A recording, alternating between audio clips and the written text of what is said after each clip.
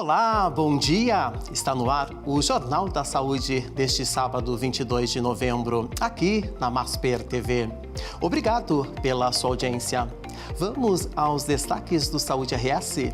Neste mês de Novembro Roxo, focamos na conscientização da prematuridade, um tema crucial para a saúde materno-infantil. Exploramos também a hipertensão arterial pulmonar, doença que ganha visibilidade na mídia, e discutimos a importância da saúde pública na capital, com a campanha Vital que busca dobrar o tamanho do Hospital de Pronto-Socorro de Porto Alegre. Começa agora o seu guia completo de saúde.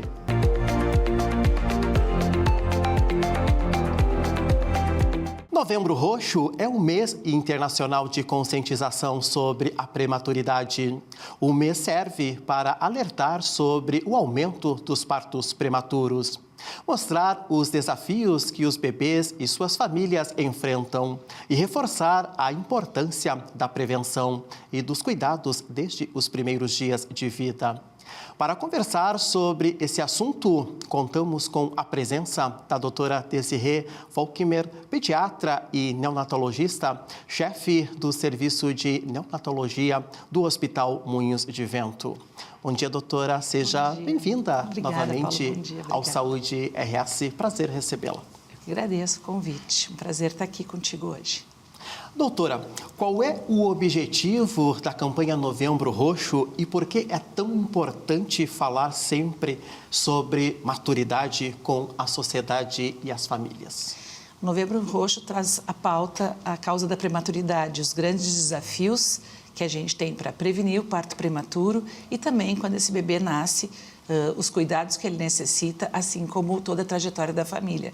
Então, é um mês que vai trazer para a sociedade muitas pautas relacionadas a esse tema para que a gente possa tanto prevenir a prematuridade quanto tratar da melhor maneira os bebês prematuros e dar assistência que as famílias necessitam.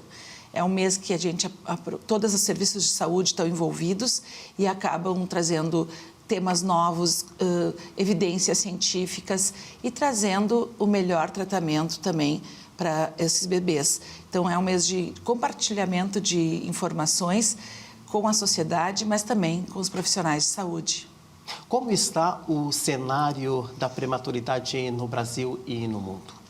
Bom, a prematuridade é uma causa importantíssima de mortalidade e a gente sabe que em torno de 12% dos bebês no país nascem prematuros.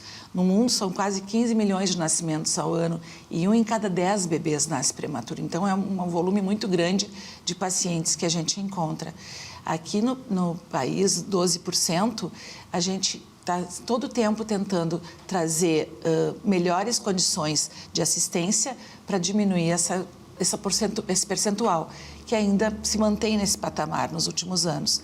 Mas muitas ações têm sido feitas e a gente tem perspectivas de melhorar esse número. O que caracteriza um parto prematuro e quais são os principais fatores de risco para gestantes? Todo bebê que nasce com menos de 37 semanas de idade gestacional é considerado prematuro. Quanto menor a idade gestacional, maior o risco que ele vai ter de toda a trajetória que vai ser traçada dentro do UTI neonatal. Os riscos são doenças que podem vir através da prematuridade. O bebê nasce ainda sem estar com os órgãos formados, então a gente pode ter doenças respiratórias, de controle térmico, doenças oculares, a gente pode ter infecções e muitas outras questões que vão acontecendo durante todo esse tratamento neonatal. Existem sinais de alerta durante a gestação que possam indicar risco de parto prematuro? Sim, toda gestante tem que estar fazendo um atendimento pré-natal de qualidade. E quando alguns sinais acontecem, eles são realmente de alerta e precisa que a gestante procure um serviço de saúde ou a maternidade de referência. Dores, contrações, dores pélvicas, lombares, ruptura da membrana, infecções. Ela tem que estar atenta e tendo acompanhamento mensal para que possa ser identificado quanto antes, porque a gente pode intervir e mudar essa história. Há medidas ou cuidados durante a gestação que ajudem a reduzir o risco de parto prematuro? Sim, o cuidado pré-natal de qualidade, feito com um serviço que está focado nisso, né? Todos os exames que a mãe vai estar fazendo durante todos esses trimestres para acompanhar se alguma infecção aconteceu, se alguma coisa modificou, controle de diabetes, de hipertensão, todo o cuidado de saúde para essa gestante vai ajudar a evitar esse parto prematuro, que nem sempre é evitável, mas que muitas vezes podem ser corrigidas as rotas para que isso não aconteça. Quais são as principais complicações de saúde que bebês prematuros podem enfrentar, tanto no hospital quanto após a alta? O bebê prematuro ele vai ser acompanhado de muito perto até os 2 anos de idade. Dentro do hospital, ele pode ter dificuldades, como eu disse, no controle térmico, dificuldades respiratórias, como doença da membrana hialina, como displasia broncopulmonar, infecções, retinopatia da prematuridade, problemas auditivos. Então, são muitas as patologias que podem estar acompanhando essa trajetória. Por isso que é importante que tenha uma equipe multiprofissional, ele vai ser acompanhado não só pelo neonatologista, mas pelo fisioterapeuta, pelo fonoaudiólogo, pela nutricionista, enfim, por uma série de profissionais que vão estar atuando em cada uma das dificuldades que ele possa estar tendo durante sua vida. Como funciona o cuidado e a assistência para essas famílias aqui no Brasil? E quais direitos eles têm garantidos por lei? Os bebês prematuros, e o Novembro Roxo foi também importante para isso, para trazer essa pauta e conseguir conquistas, né? A ONG Prematuridade.com trouxe essa questão mundial para o Brasil e hoje a gente tem várias conquistas. Os bebês hoje precisam de UTIs especializadas, a família tem que ter o direito de estar junto dessa criança. O método canguru, que é extremamente importante, também é uma política de saúde. A questão da amamentação, do incentivo à amamentação. E no pós-alta, o cuidado, o segmento deste bebê, pelo menos até os 2 anos, porque a gente sabe o quanto de desenvolvimento neuropsicomotor pode ser afetado e precisa estar sendo olhado de perto. Quais avanços em tecnologia e tratamentos têm ajudado no cuidado de bebês prematuros nos últimos anos? A neonatologia é uma ciência nova ainda, mas são muitos avanços que a gente teve nos últimos anos. A gente hoje tem surfactantes, ventilação de ventilações gentis, né, com baixo impacto, e a gente cada vez mais tecnologia, monitorizações para cada fase desse bebê. Então, hoje a gente não só diminuiu mortalidade, aumentou sobrevida, mas melhorou a morbidade, menos morbidade para esses bebês, para que saiam das UTIs com mais qualidade de vida. Na sua opinião, o que precisa mudar em termos de políticas públicas aqui no Brasil para melhorar o cuidado com bebês prematuros e suas famílias? Principalmente o número de leitos de UTIs de alta complexidade, de UTIs que possam atender esses bebês que têm muito risco e precisam realmente de um atendimento especializado, evitar que esses fechamentos de leitos aconteçam, garantir que o que já está definido por lei, que é o acesso à UTI, o apoio, a rede de apoio para essa família aconteça mesmo, né? E a gente agora, recentemente, teve a questão da licença da mãe, que antigamente as mães ficavam com o bebê 4 meses internados na UTI e tinham que voltar a trabalhar. Hoje, elas conseguem essa licença após a alta. Isso foi um ganho imenso. Então, garantir que esse acesso a cuidado intensivo de qualidade aconteça. E no pós-alta, garantir o segmento desses bebês. É possível prevenir o parto prematuro? A gente tem muitas estratégias do cuidado da gestante para prevenir esse parto prematuro. Então, é importante que essa gestante faça um acompanhamento pré-natal adequado, que ela tenha direito aos exames que são necessários, a busca ativa quando ela não está voltando ao serviço de saúde. A gente precisa também garantir que ela não tenha doenças comorbidades como diabetes, hipertensão, O uso de drogas acaba também favorecendo o parto prematuro, então evitar álcool, fumo e drogas vai ajudar bastante. Tratar as infecções que são recorrentes, que possam estar acontecendo com essa gestante, infecção urinária, por exemplo, são algumas das coisas que podem ajudar a evitar o parto prematuro, o tratamento dessas comorbidades. Mas, às vezes, esse parto prematuro, mesmo com todo cuidado, não pode ser evitado. E daí a gente entra com uma equipe preparada para dar assistência tanto para essa mãe, para esse bebê, para essa família, que enfrenta um período bem desafiador dentro de uma UTI neonatal. Normalmente as famílias não estão acostumadas com esse ambiente. Então a gente tem que, além de toda a tecnologia, de todo o conhecimento, ter muitas ações de humanização e acolhimento. E é importante que os pais possam estar participando desses cuidados do bebê, né? Que sejam estimulados a isso e tenham essa rede de apoio. Para encerrar, que mensagem a senhora deixaria para famílias que estão passando pela experiência de ter um bebê prematuro? Bom, procurem estar presentes com o seu bebê na UTI neonatal, participem dos cuidados, perguntem, não fiquem com dúvidas, sejam ativos nessa trajetória. A gente fala no cuidado centrado na família. Não é só o bebê prematuro que é nosso paciente, a família também é. Então, essa família precisa de acolhimento, precisa de cuidado. Então, estar presente, aprendendo toda a trajetória, como fazer pequenos cuidados até depois assumir os cuidados do bebê dentro da UTI, é uma grande recompensa que essas famílias têm, porque se sentem parte disso. Diria também que a gente hoje tem muito conhecimento, muita tecnologia, tecnologias mais leves que acabam diminuindo sequelas e que o que antes era muito desafiador, hoje já não é mais. Tem uma evolução muito grande no cuidado neonatal. Que as famílias tenham esperança e que estejam junto da equipe que está cuidando do bebê para poder levar seu bebê para casa e terem uma trajetória linda no futuro. Desirê Volkmer, chefe do Serviço de Neonatologia do Hospital Moinhos de Vento, agradecemos por estar conosco no Saúde RS. Eu que agradeço. Obrigada. Volte sempre. Obrigada. No próximo bloco, vamos falar sobre hipertensão arterial pulmonar, uma condição que exige atenção e cuidados especiais. Não saia daí, a gente já volta.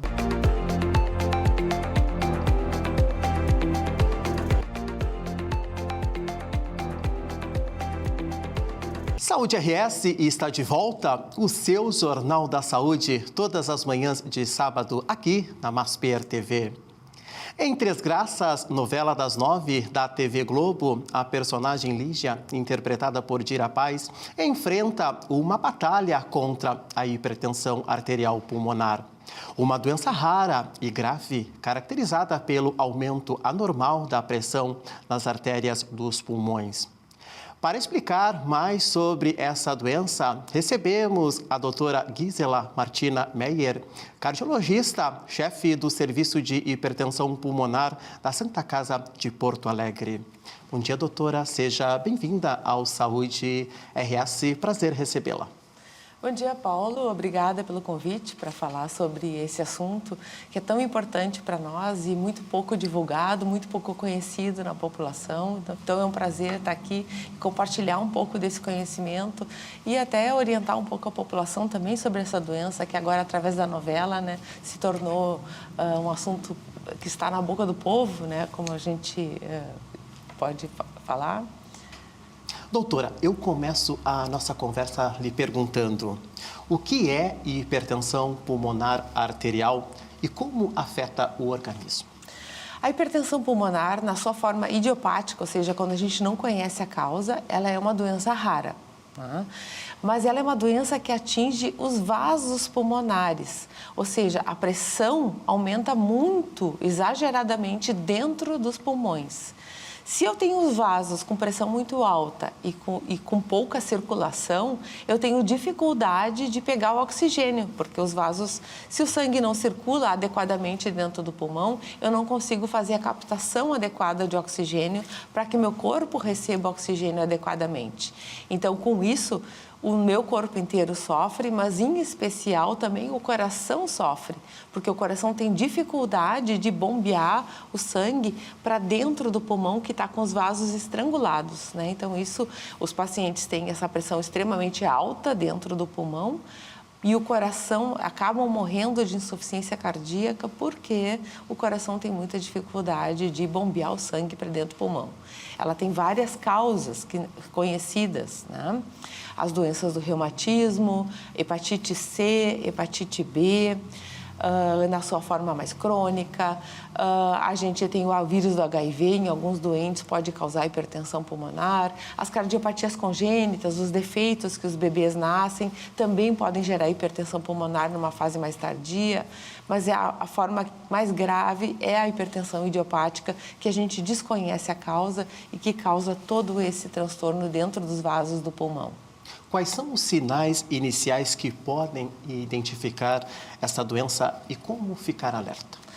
Os sinais se confundem muito com sinais de outras doenças respiratórias e cardiológicas. Por isso, existe uma dificuldade, muitas vezes, do sistema de saúde de fazer o diagnóstico correto na doença. Os pacientes, em sua maioria, quando a fase já está mais avançada, apresentam edema dos membros inferiores, mas o principal sintoma é o cansaço excessivo e a mudança O paciente, por exemplo, que conseguia antes subir 2 lances de escada, de repente ele já não consegue mais subir um lance de escadas sem precisar parar para respirar e para descansar. Então, o cansaço excessivo aos esforços, que seja não esperado, edema, né, inchaço nos pés, a falta de fôlego são os principais sintomas da hipertensão pulmonar. Quem tem mais risco de desenvolver esse quadro? A hipertensão pulmonar pode acontecer em qualquer idade e relacionada muitas vezes a algumas doenças, né? Tem risco de ter hipertensão pulmonar os pacientes que têm doença reumatológica, por exemplo, que têm esclerodermia, pacientes que nasceram com cardiopatia congênita. Então, esses doentes têm mais risco de apresentar hipertensão pulmonar. Porém, ela pode acontecer subitamente, sem uma causa definida e ocorrer em qualquer idade. Predominantemente em pacientes jovens, ainda na sua idade laborativa, né? Ela pode acontecer normalmente, mais frequentemente em mulheres, por isso que a nossa personagem é uma mulher, né? E ele acontece em torno de 20 a 40 anos, é a faixa etária mais atingida nas mulheres.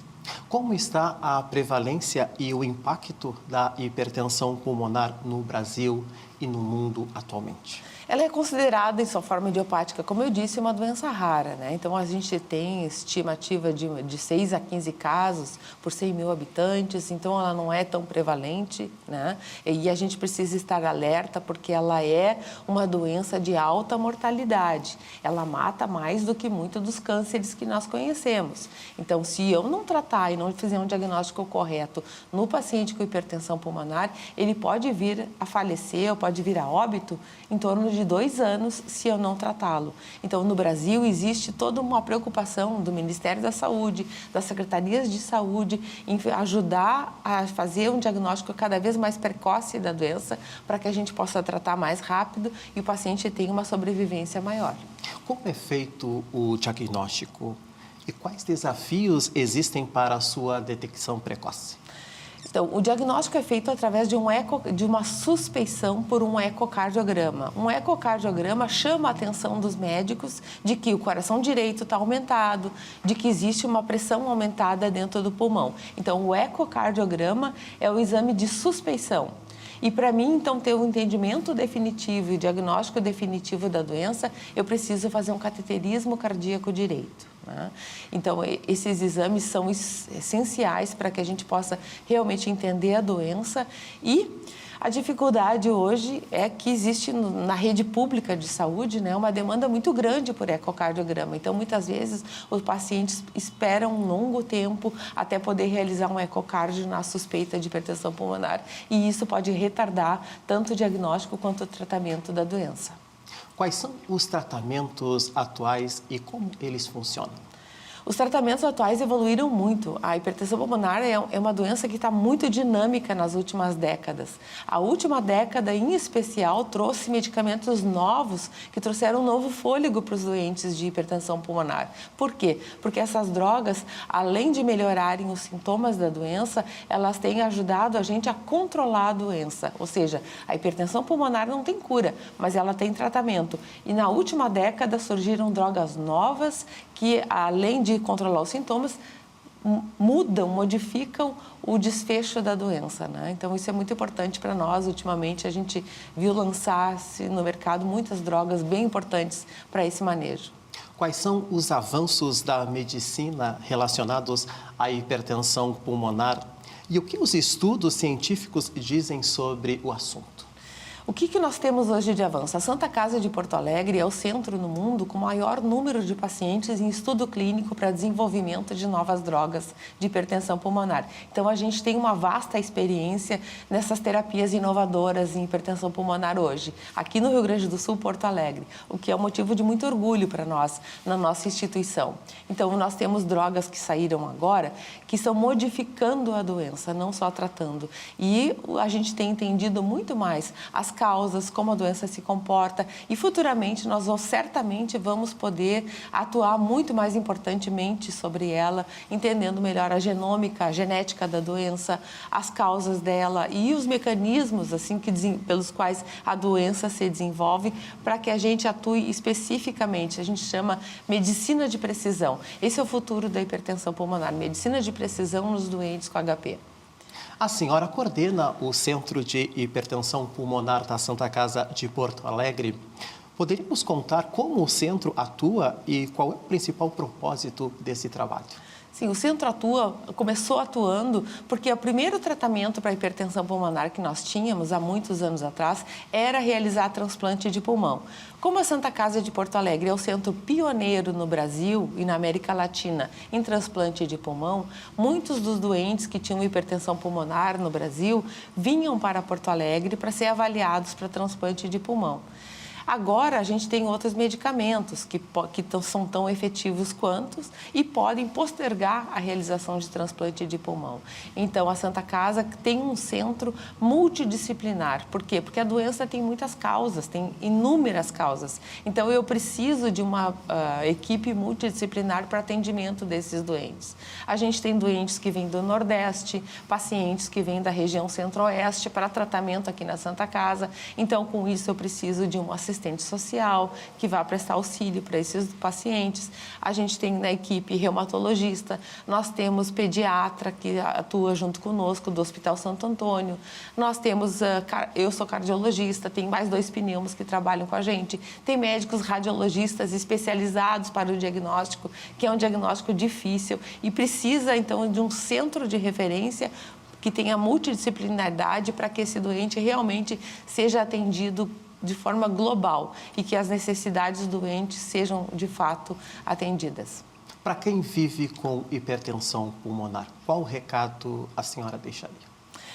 Nós estamos vivendo hoje tempos melhores na hipertensão pulmonar, né? Um diagnóstico de uma doença rara que quase ninguém na nossa volta tem o mesmo diagnóstico, traz muita solidão para os pacientes, traz muita... Por que isso aconteceu comigo? Essa é a pergunta, né? E se nós pensarmos, são pacientes jovens, são mulheres jovens em idade laborativa e que são famílias que precisam se modificar para cuidar desse doente que hoje não consegue mais fazer, muitas vezes, as mínimas atividades, como tomar um banho, como...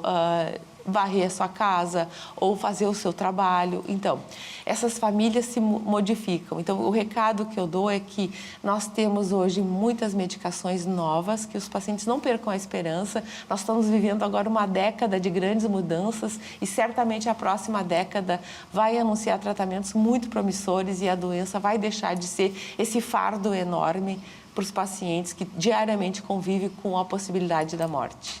Gisela Meyer, chefe do Serviço de Hipertensão Pulmonar da Santa Casa de Porto Alegre, agradecemos por estar conosco no Saúde RS.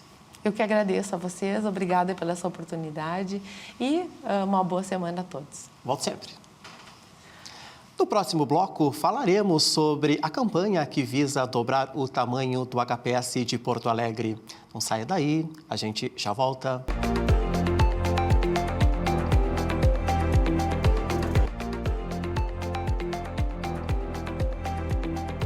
Saúde RS está de volta, o seu Jornal da Saúde, todas as manhãs de sábado, aqui na Masper TV. O Hospital de Pronto Socorro, referência no atendimento de urgência em Porto Alegre, precisa ampliar sua estrutura para atender melhor a população. Uma campanha busca apoio em emendas e doações para modernizar os serviços e garantir um atendimento de qualidade. Para explicar tudo, contamos com a presença de Paulo Guimarães, diretor de Relações Institucionais da Secretaria da Saúde de Porto Alegre e coordenador da campanha de captação de recursos para o projeto de ampliação do HPS de Porto Alegre. Bom dia, seja bem-vindo ao Saúde RS, prazer recebê-lo.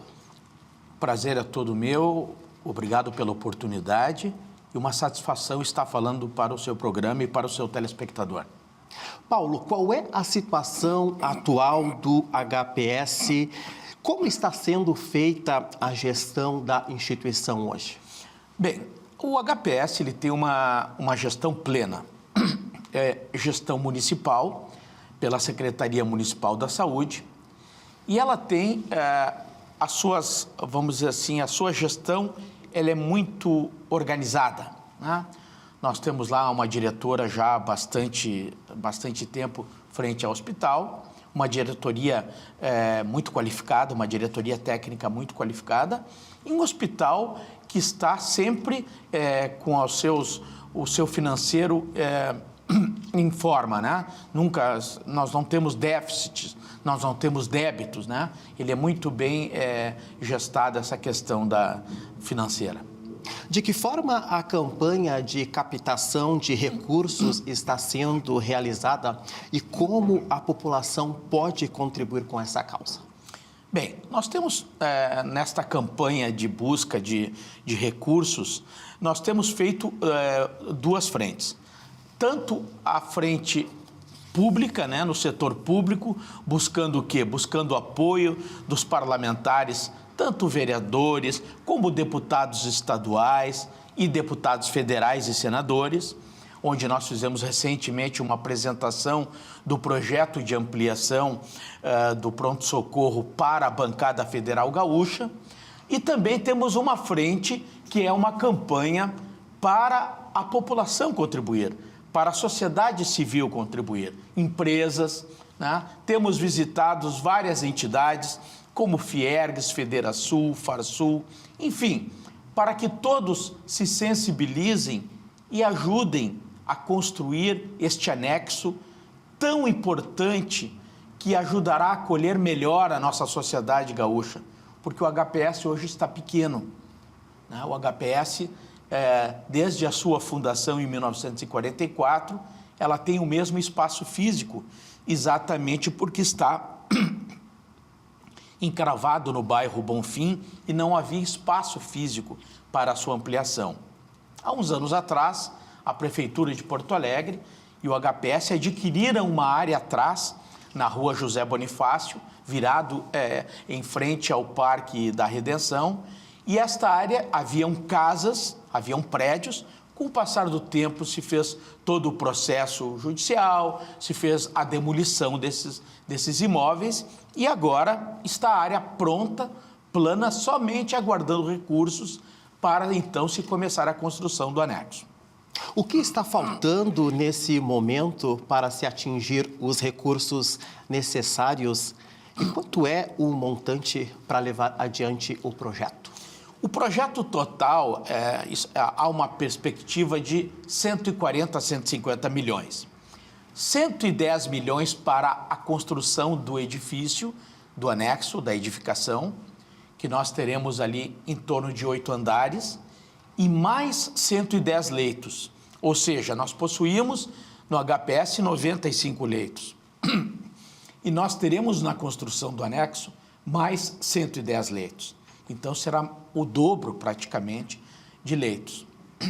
Esse valor, nós teremos fracionado ele, porque a obra deverá demorar em torno de 2 anos e pouco, 3 anos e pouco.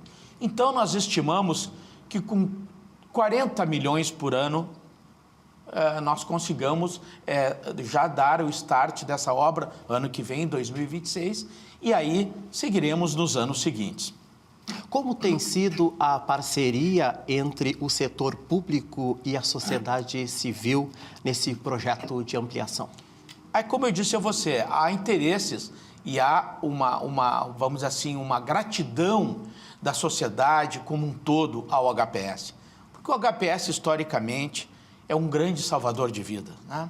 Nós, hoje, somos o único pronto-socorro próprio que está em atividade no Rio Grande do Sul, porque o HPS de Canoas está fechado, né? Está com as suas portas fechadas, e as emergências que existem no Rio Grande do Sul são dentro de hospitais. Então, a sua característica é um pouco diferente de um pronto-socorro próprio. Até porque o pronto-socorro, ele tem 30% dos seus leitos de UTI, diferentemente de um hospital convencional que tem até 5% dos seus leitos de UTI. Então, veja a importância do pronto-socorro, né? Sem falar que os grandes acidentes que ocorrem no estado do Rio Grande do Sul, as pessoas querem vir para o HPS pela sua excelência no atendimento, principalmente em traumas e queimados, onde somos referência em todo o Brasil. Diretor, o HPS é SUS, não consegue recursos do governo federal como parte de recursos? Com certeza, nós agora iremos fazer uma visita ao ministro da Saúde, estamos aguardando aí uma audiência e vamos conversar com ele, explicar a importância do pronto-socorro, e eu tenho certeza que o ministro Padilha tem esse conhecimento, e nós vamos então apelar a ele para que ele contribua com recursos para então nós construirmos já em 2026 o anexo. Também já estamos marcados com a secretária do Estado, a secretária Anita Bergman, e com o governo do Estado, para também sensibilizá-la da importância de ajudar o HPS com recursos financeiros. Eu tenho certeza que todos, num esforço conjunto, todos irão ajudar o pronto-socorro de Porto Alegre. Quais estruturas precisam ser desativadas antes do início das obras de ampliação? Não iremos desativar nada, porque o prédio atual, que inclusive está sendo reformado, está sendo restilizado, nós vamos fazer um retrofit do prédio atual. Desde a sua fundação em 44, ele vai ter o mesmo aspecto, né? Pela sua importância cultural, né? Ele tem uma importância historicamente cultural também. Nós vamos fazer agora, e já estamos com reservas de recursos para fazer essa reforma na fachada, até resolvemos algumas questões de infiltrações, enfim, que precisavam para a melhoria do prédio atual, e atrás será construído o anexo. Então, não desativaremos nenhum serviço dentro do HPS. Será construído atrás, independentemente do prédio atual.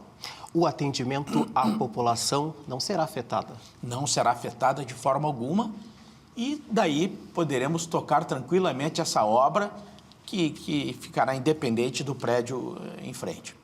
Quais são as expectativas para o futuro do HPS de Porto Alegre e como o senhor vê o papel do hospital na rede da saúde de Porto Alegre?